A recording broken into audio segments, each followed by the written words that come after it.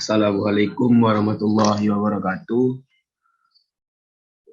Saya Maulana Rizani, kelas TP1A, ingin menjelaskan lempeng benua atau bumi. Di sini saya akan menjelaskan pengertian lempeng bumi. Merupakan bagian dari litosfer sebagai lapisan terluar dari permukaan bumi yang memiliki struktur padat dan keras karena terdiri berbagai batuan dan tanah. Lempeng bumi terpecah menjadi beberapa pecahan dan selalu bergerak ke arah tertentu akibat adanya konveksi fluida dari lapisan mantel bumi. Yang kedua, teori pembentukan lempeng. Yang pertama, teori kontraksi dan pemuaian.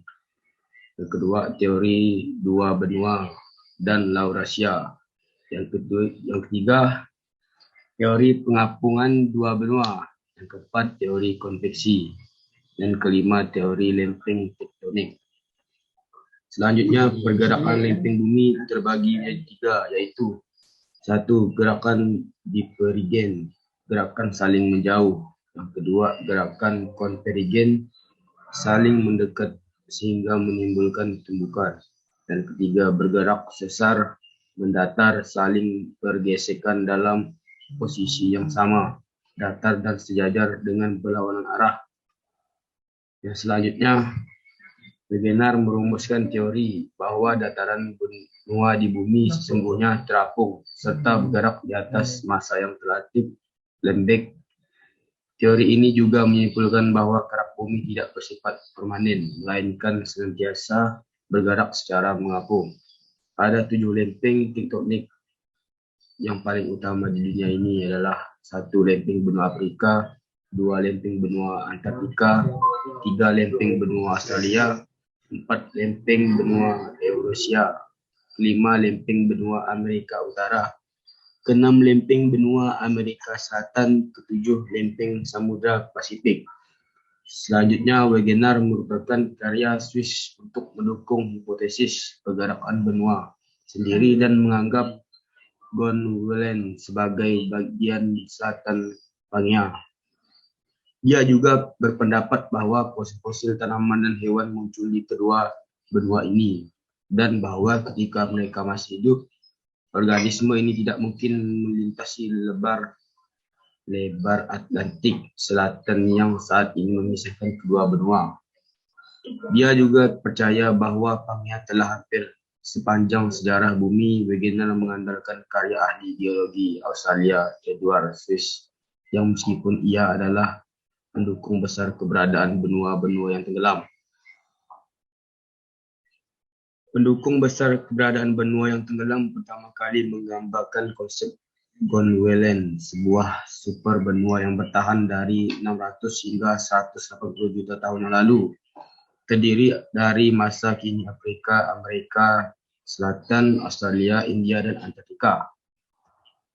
Perpecahan Pangea dimulai sekitar 200 juta tahun yang lalu ketika beberapa komponen pembentukan Pangea, Laurasia, dan Gondwana mulai bergerak dan saling menjauhi. Dimulai dengan pergerakan Laurasia menuju belahan bumi utara dan Gondwana ke belahan bumi selatan. Di antara kedua benua raksasa tersebut, Gondwana usianya lebih singkat karena mulai terpecah sekitar 200 sampai 160 juta tahun yang lalu.